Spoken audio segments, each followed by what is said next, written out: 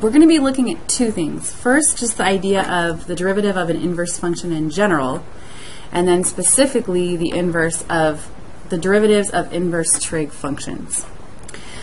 Well, first thing you need to do is recall what an inverse function is. So the inverse function is the result when you switch the domain and range from the original function. In fact, because of the fact that inverse functions are the result when you switch the domain and range, inverse functions are used to undo their original function.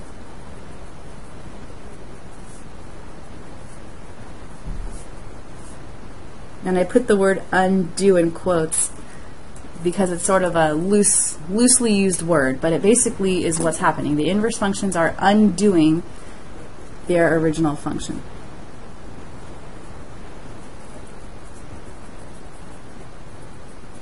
For example, let's say you have f of x equals x squared is the original function.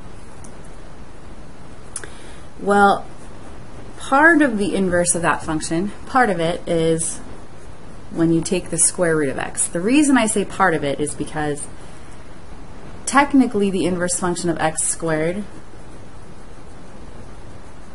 is plus or minus the square root of x, but because that would not be a function because it looks like a sideways parabola, we've sort of restricted the range of f inverse to only include the top half. So this is the top half of the inverse function of x squared. So I can use this to undo its original function. In other words, if I were to plug this into this function, if I were to take f of f inverse, I'd plug this inside, so I'd have the square root of x parentheses squared. Those two functions are inverses of each other, so they act to undo each other. The second power undoes the square root, and you're just left with the original domain. My original domain from here, x, is what I get back as my range, because the inverse function, square root of x, undoes the power function of 2, and I'm just left with x. Another example, and one that ties more closely with what we're doing today, is let's say you have f of x is equal to sine of x.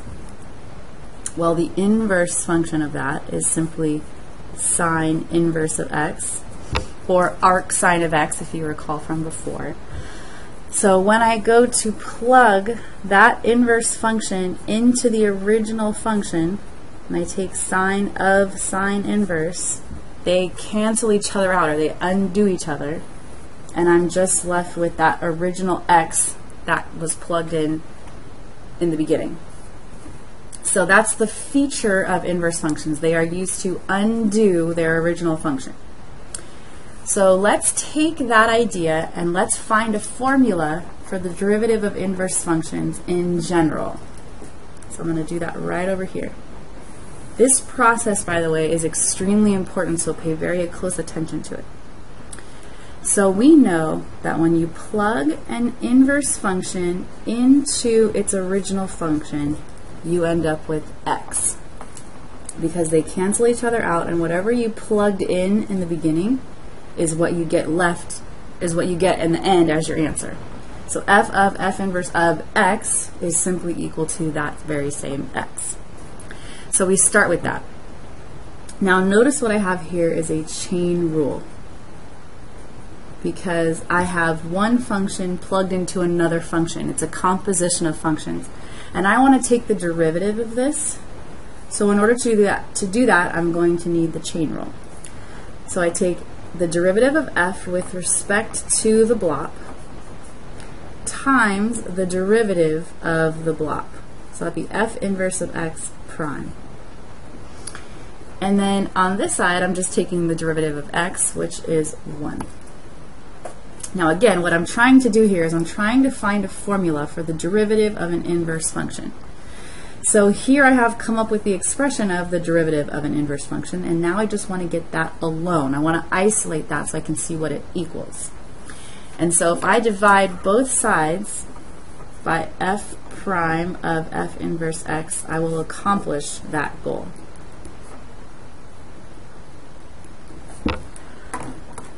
So it looks like the derivative of a generic inverse function, so f inverse of x prime, is simply equal to 1 over f prime of f inverse of x. So this is the formula that you are to use whenever you're asked to find the derivative of an inverse function. Now, it may not be the easiest formula for you to memorize. If you're good at memorizing, then great. Just make a flashcard with this and just memorize this.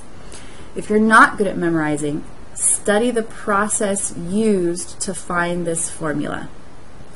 We began with this property of inverse functions, that when you plug an inverse function into the original function, they will cancel each other out or undo each other, and you would be left with x. You begin with that. You apply the chain rule to take the derivative of f inverse. So you do f prime of f inverse times the derivative of f inverse equals the derivative of x, which is 1. Then I simply want to isolate the derivative of f inverse, and so I divide both sides by f prime of f inverse of x. And then that is what gives me the correct formula. So again, if you're good at memorizing, just memorize the formula. If you're not good at memorizing, study this process to the point where you could use it quickly on a test if you needed to derive that formula. And I'll tell you this, from my experience in teaching this class, this is my 4th year, the more effective way of using this formula, those that have gotten the inverse function questions correct, are the ones that have studied this process and derived the formula on the spot. Okay, so I highly recommend that method. Now, let's go ahead and use that formula with example 1. In example 1, I'm given this equation for f of x. So now we're back to explicitly defined functions. This is a function of x, and it tells me exactly what that function is. Okay, then it tells me, or asks me to find f of 1. That's super easy. That's algebra 1. Just plug 1 into these, and then add it up, multiply it up, all that good stuff. So f of 1 is 3. Then it asks me to find f prime of 1. Okay, I need some calculus for that, and I'll start with f prime of x. So I would use power rule here, 5x to the 4th, plus another power rule, 6x squared, plus the constant multiple rule, 1. Okay. Then I would plug in 1 into that derivative to find f prime of 1. So I have 5 times 1 to the 4th plus 6 times 1 squared plus 1. So f prime of 1 is 12. Part A was easy peasy. And by the way, these f inverse type questions always begin with asking you for an f value and an f prime value. So these are your indicators you're about to be doing an inverse. Okay, part B, they want us to find f inverse of 3. Well, that's easy. That's simply 1. Okay, why is that simply 1? Think about it. We know that f inverse is when you switch the domain and range from the original function. So what I did is I took the domain and range values from the original function. Domain value was 1, range value was 3, and I literally switched them. So this is when you switch the domain and range. That is why we were asked to find f of 1 in the first place. So that is going to be asked of you first. You will be asked to find f of whatever this value is going to end up being. And it should equal whatever x value they give you here.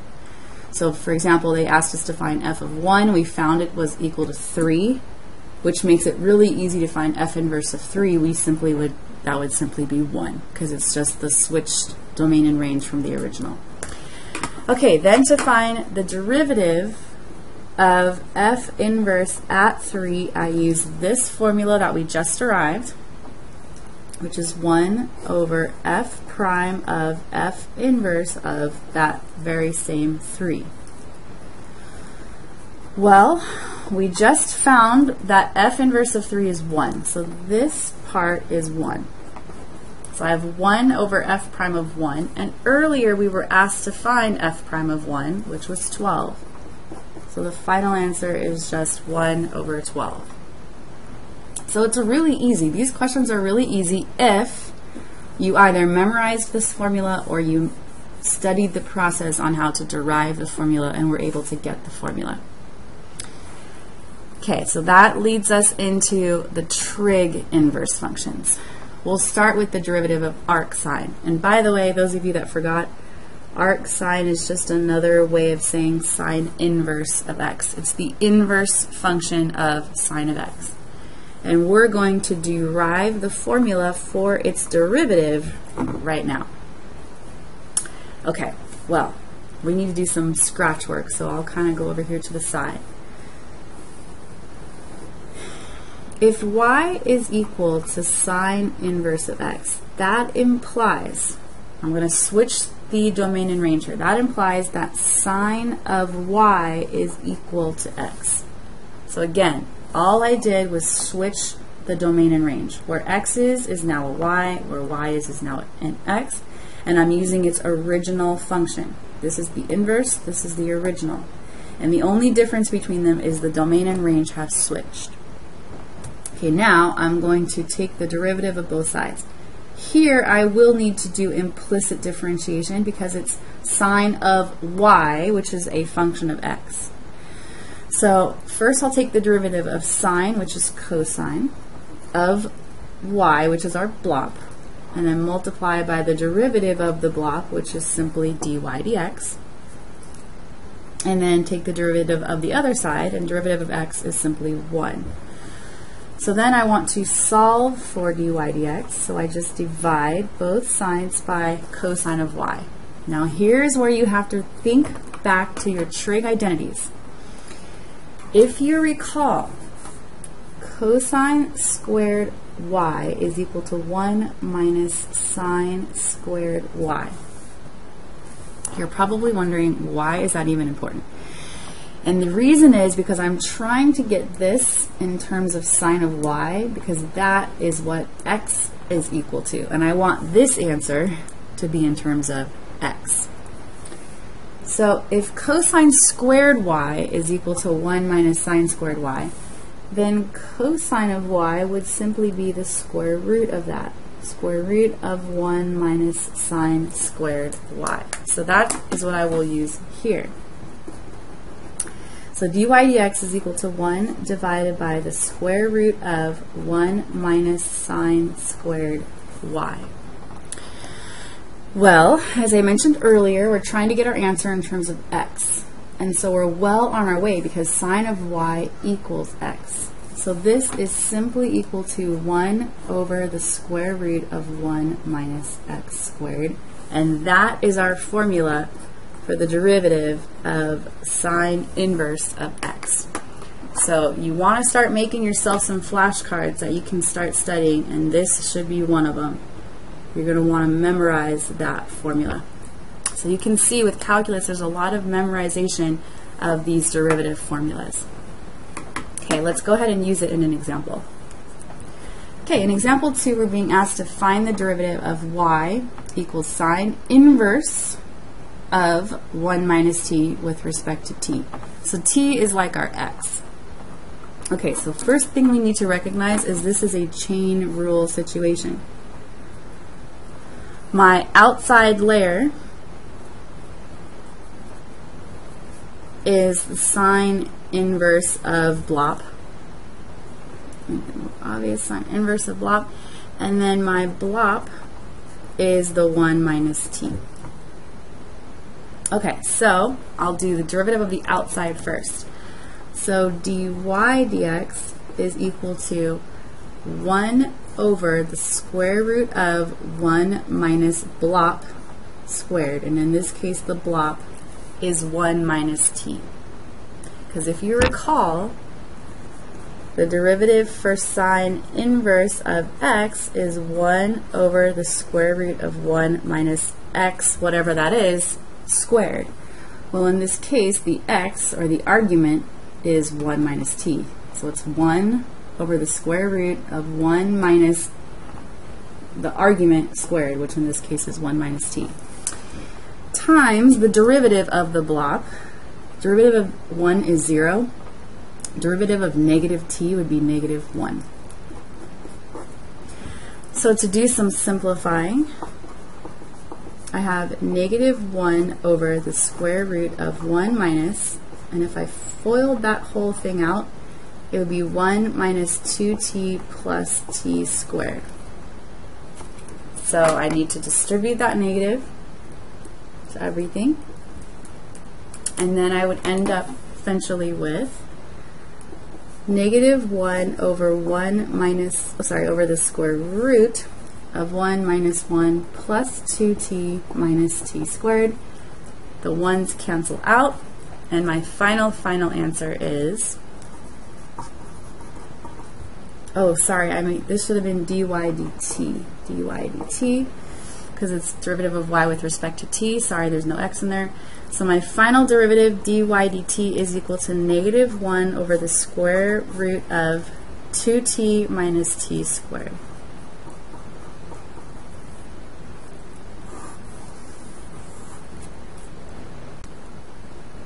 Okay, so now we're going to derive the formulas for the derivative of arctangent, which is another name for tan inverse, as well as derivative of arcsecant, which is another name for secant inverse.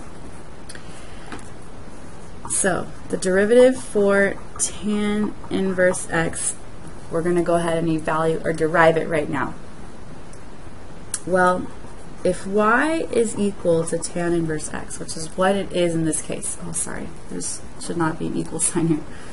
It's the derivative of tan inverse x, which we're going to figure out what that equals. So this is saying find the derivative of this function. So if y is equal to tan inverse x, that implies that tangent of y is equal to x. So again, all I've done is switch the domain and range from the inverse function to the original function. And I'm going to take the derivative of both sides of this with respect to x. So I'm going to need to use implicit differentiation right here, which requires the chain rule. So the derivative of tangent is secant squared of y times the derivative of y, which we're just going to call dy dx. And then the derivative of x is simply 1. And I want to solve for dy dx, so I'm going to divide both sides by secant squared. So I get dy dx is equal to 1 over secant squared y. And then if you recall from pre-calculus last year, secant squared y is equal to 1 plus tan squared y. That's one of our trig identities from the Pythagorean theorem. So I could swap out a secant squared here and put in 1 plus tan squared y. And again, the reason why I'm doing that is I want to get this derivative in terms of x somehow. And tangent of y is equal to x. So if I can get secant in terms of tangent, then I can get the whole answer in terms of x, because tangent of y is equal to x. So this is like x squared. So the final answer is 1 over 1 plus x squared. That's what our derivative of tan inverse is. So there you go, another derivative formula to memorize. And that brings us to the derivative of arcsecant. We're going to derive that in a very similar fashion. So we're trying to figure out dy dx of secant inverse of x. And similarly, if y is equal to secant inverse of x, that implies that secant of y is equal to x. Because again, to go from the inverse to the original, you switch domain and range. And I will take the derivative of both sides with respect to x. The derivative of secant is secant y tan y, and then times the derivative of y, which is dy dx. And then on this side, that is equal to 1. Again, my goal is to isolate dy dx, so I'm going to divide both sides by secant y tan y. So it's 1 over secant y tan y. Then I'm going to try to get tangent in terms of secant using the same identity from up here. So from pre-calculus, we know that secant squared y is equal to 1 plus tan squared y. So then tan squared y would be secant squared y minus 1. But notice this is not squared right here, it's just regular. So you could find the regular one by square rooting both sides. So regular tan y is the square root of secant squared y minus 1. So I'm going to replace tan y here with that expression. So I have, this is 1 over secant y times the square root of secant squared y minus 1. Now recall, secant of y is equal to x, and I want my final answer to be in terms of x. So this one turns into an x, and then this one turns into an x squared. So my final formula for the derivative of secant x is 1 over x times the square root of x squared minus 1. So the inverse secant is by far the most complicated of the inverse trig formulas, and also we need to put an absolute value around this outside x because I have to keep the value of this positive. And so I'm going to write that up here. So that x must be an absolute value in order to keep the overall value positive. And that has to do with the restricted range of our inverse secant function. So just remember that outside x has to be an absolute value. And this is your third formula to memorize. And again, by far the most complicated one. So let's go ahead and use that formula in an example so we can get some practice with it. So like example 2, this is also going to require chain rule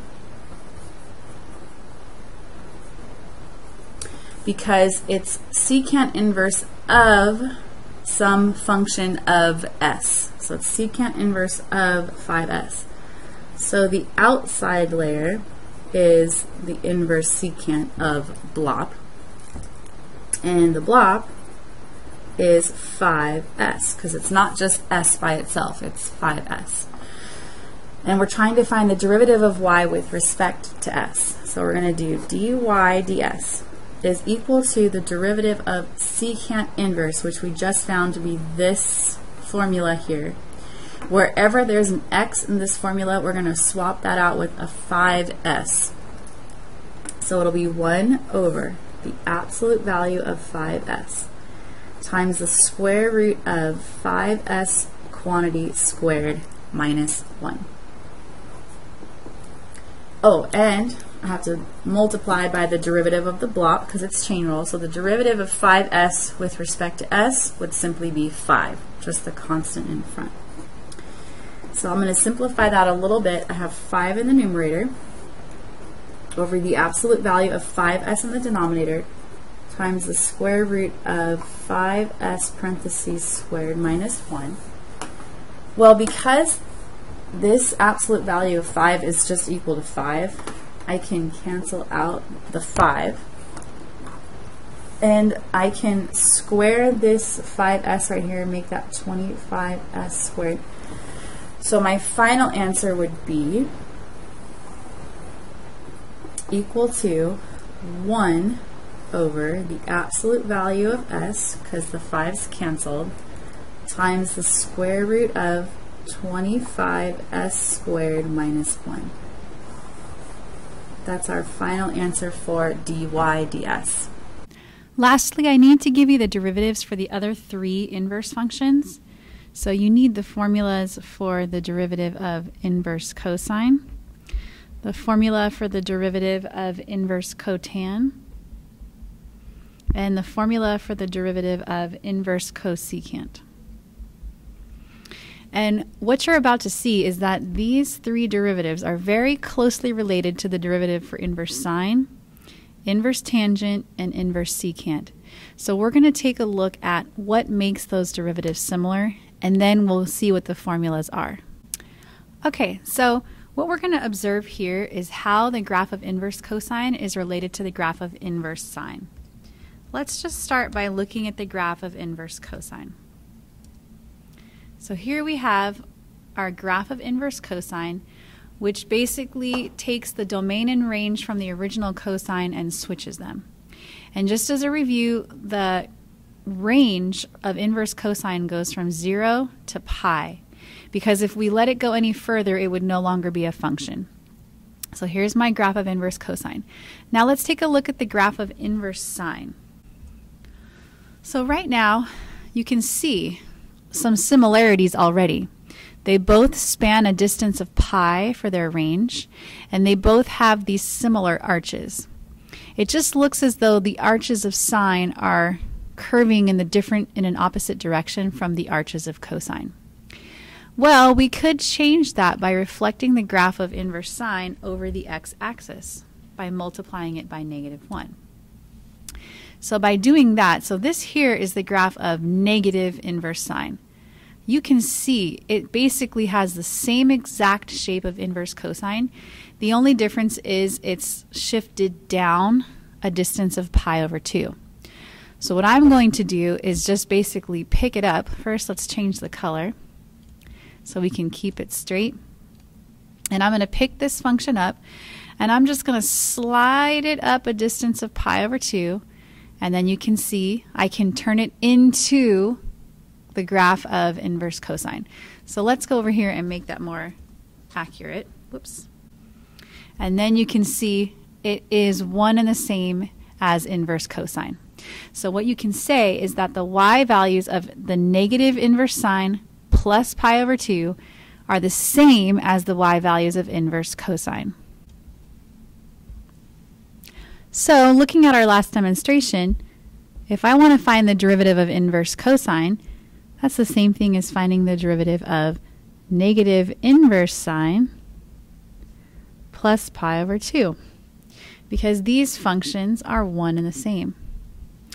Well, I already know the derivative of inverse sine. The derivative of inverse sine is 1 over the square root of 1 minus x squared. I just have to notice that there's this constant multiple of -1 in front. And so when I take the derivative of this, I use the constant multiple rule, and I just multiply that constant of -1 to the derivative of inverse sine. And then the derivative of pi over 2 is just 0. So this right here is the derivative of inverse cosine. And as you can see, it has the same setup as the derivative of inverse sine, just multiplied by a -1.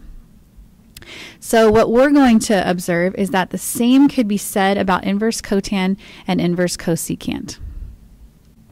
So using the GeoGebra software again, it unfortunately does not have the graph of inverse cotangent already programmed in. So we will have to just look at the graph of inverse tangent to see how it is related to the graph of inverse cotangent.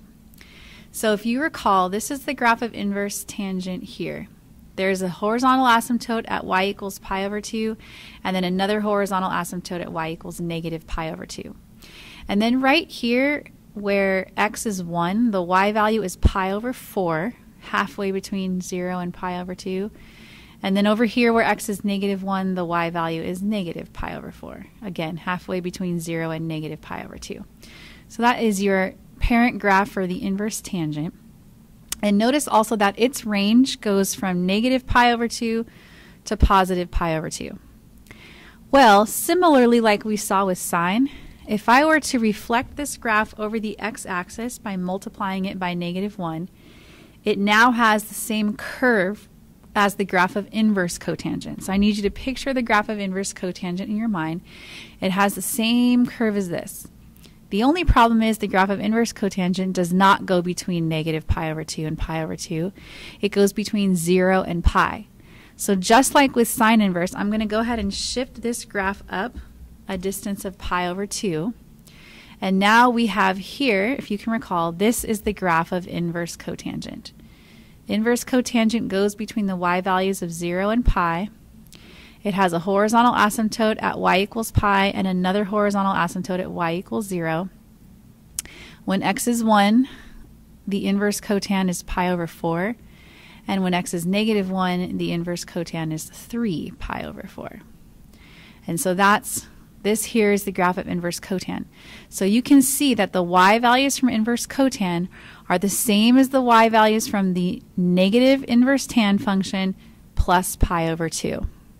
This will help us find the derivative of inverse cotangent. So we saw that inverse cotangent has the same relationship to inverse tangent that inverse cosine had with inverse sine. That means if I want to find the derivative of inverse cotangent, it's the same thing as finding the derivative of the negative inverse tan function plus pi over 2. Well, again, we already know the derivative of tan inverse. The derivative of tan inverse is 1 over 1 plus x squared. So all I have to do is use the constant multiple rule. I have negative 1 being multiplied to the inverse tan. So the derivative of that would just be negative 1 times the derivative of inverse tan, or negative 1 over 1 plus x squared, plus the derivative of pi over 2, which is 0. So this here is the derivative for inverse cotan, and as you can see, it's just the negative, or the opposite, of the derivative for inverse tangent. And then we are unable to see the demonstration of cosecant on GeoGebra, but it turns out that it's related to the graph of inverse secant in the same way. The y values of inverse cosecant are the same as the y values of negative inverse secant plus pi over 2. And so we end up with, when we take the derivative of this, again, we're just using the constant multiple rule. So it's just negative 1 times the derivative of inverse secant. So it's negative 1 divided by the absolute value of x times the square root of x squared minus 1 plus 0, which is the derivative of pi over 2. So just like with the other two, cosine inverse and cotan inverse, cosecant inverse is just the opposite, or the negative derivative of inverse secant. So really, when you're memorizing these derivatives, you really only need to remember these three: inverse sine, inverse tangent, and inverse secant. Because inverse cosine is the same setup as inverse sine, just opposite sign. Inverse cotan is the same setup as inverse tan, just the opposite sign. And similarly, inverse cosecant has the same setup as inverse secant, just the opposite sign. Last but definitely not least, we need to take a look at some calculator conversion identities, because we are unable to plug cotan inverse of x into the calculator. We're unable to plug cosecant inverse of x into the calculator, and we're unable to plug secant inverse of x into the calculator. So we need to figure out some identities for these that use tan inverse, sine inverse, and cosine inverse, so that we were able to use these functions, graph them in the calculator, evaluate derivatives of them, and so on. So I'm not just going to give you these identities. I want you to really understand where they come from. That way you'll probably remember them better. So we're going to take a look back at the generic right triangle. And by the way, for the generic right triangle, we always like to refer to the right angle as angle C. And then the other two angles, doesn't really matter which one's which, we'll call one of them A and one of them B. And then we like to call the side opposite angle A little a, just to remember that they go together. The side opposite angle B, little b. And then the side opposite angle C, little c. So if you think back to the definition for sine, let's just go ahead and take a look at sine of angle A. Sine is defined to be the opposite side divided by the hypotenuse. That's how sine is defined. So in this example, the opposite side of angle A is side A, and the hypotenuse is side C. Now, if you recall the definition for cosecant, it's basically the reciprocal of sine. So it would be the hypotenuse divided by the opposite side A. Now, if you recall the inverse, so notice here that I have plugged in an angle into these regular sine functions, and what popped out was a ratio of two sides. So the domain was an angle, and the range was a ratio of two sides. Now, when you go to find inverse sine, what's happening is you're switching your domain and your range. So now what's going to go inside here will be the ratio of opposite over hypotenuse, and what'll pop out is the angle who had that opposite side and that hypotenuse. So in this scenario, let's say I wanted to find the inverse sine of this ratio, A over C. Well, since that's opposite angle A, and that was the hypotenuse around angle A, then the angle paired up with this ratio is angle A.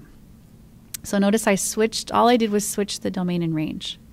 And then you could then say, if I took inverse cosecant of this ratio, C over A, well, that came from the same angle, A. So what I want you to notice is that since cosecant of an angle gives you the reciprocal of sine of that same angle, if you take the inverse cosecant of the reciprocal ratio, you will end up with the same angle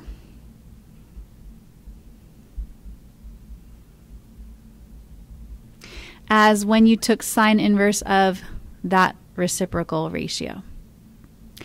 So the application here is that if I want to find inverse cosecant of an angle, or sorry, excuse me, of a ratio of two sides. So understand, this is referring to a ratio of two sides. In fact, specifically, it's the hypotenuse over the opposite side. Well, that means that this answer here is an angle. In fact, it's the angle whose ratio of hypotenuse over opposite was x. Well, I know that if I use the reciprocal ratio as my input for inverse sine, it will pop out the same angle. These two angles will be identical. So if I want to find the angle here that tells me cosecant inverse x, that'll be the same angle as if I plugged in sine inverse of 1 over x, the reciprocal ratio. So I can use this relationship on a calculator to evaluate inverse cosecant. And then I can do a similar thing for secant inverse. So let's say I were to find cosine of, let's just go ahead and use angle A. Cosine is defined to be the adjacent side divided by the hypotenuse. So here my adjacent side to angle A is side B. And of course the hypotenuse in this scenario is still C. Secant is understood to be the reciprocal ratio of cosine. It's hypotenuse divided by adjacent, or C over B in this case.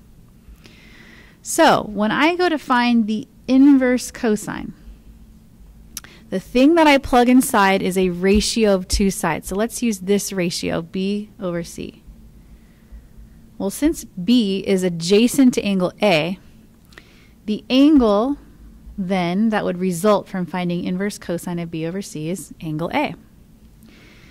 Well, if I took inverse secant of that reciprocal ratio, so again, I'm switching domain and range, taking inverse secant of the reciprocal ratio, I would end up with the same angle.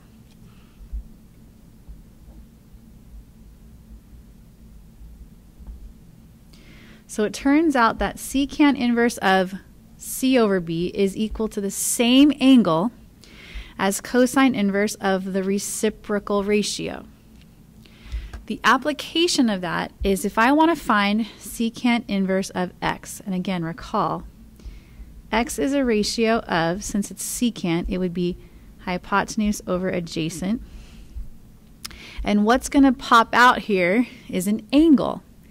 And it'll be the same angle as if I were to find cosine inverse of the reciprocal ratio. These angles will be the same. So what I can do, if I need to find secant inverse of something on a calculator, I don't have a button for that, but I could find cosine inverse of the reciprocal of that, and it will give me the same output, the same angle. I'll get the same value either way. Okay, now with cotan inverse x, we have a little bit of a problem because cotan inverse does not have the same restricted range as tan inverse. So before I give you this one, let's just look over here really quick. Side note, if you recall, the restricted range for inverse sine, and we saw this earlier on the graph, sine stays between negative pi over 2 and pi over 2 when you're graphing its inverse.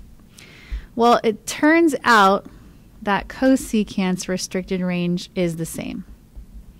Cosecant inverse also stays between negative pi over 2 and pi over 2. Just don't forget that cosecant inverse is never equal to 0. There's an asymptote there at 0. But at any rate, these two have the same output. They have the same y values. The same angle values pop out. So this is true for all x, which is a really nice thing. And then it turns out too that for cosine inverse, those values stay between 0 and pi. And similarly, the restricted range for secant also stays between 0 and pi. We just have to remember that secant inverse of x is never equal to pi over 2 because there's a horizontal asymptote there. But the other values for secant inverse stay between 0 and pi. So these two functions always have the same outputs, the same y values. These angles will always come out the same. So this is also true for all x. The problem with cotan and tan is they don't share the same restricted range.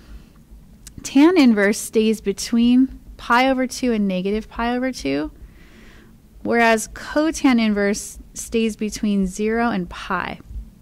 So some of their values will overlap, but not all of them. So this identity here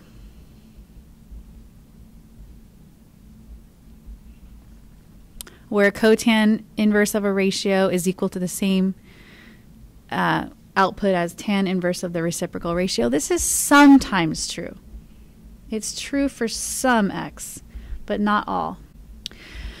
So for that reason, we don't use this on a calculator. It's too risky. We might end up with the wrong y value. We might have a y value for cotangent that's over here between negative pi over 2 and 0, and we're just not allowed to have that for cotan. Cotan inverse stays between 0 and pi.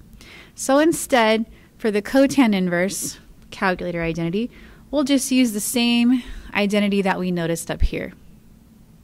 So for cotan inverse, we'll just remember it's the same thing as negative inverse tan plus pi over 2.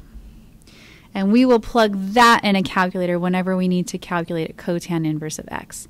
And this is true for all x. So we can use that all the time no matter what x is, and we'll be sure to get the same output. This output here would equal the same output here. So this angle would be the same as that angle. They'd be one and the same, and they'd be in the right range, the right restricted range for cotan inverse. And so that concludes our lesson on 3.8, and I will see you all in class.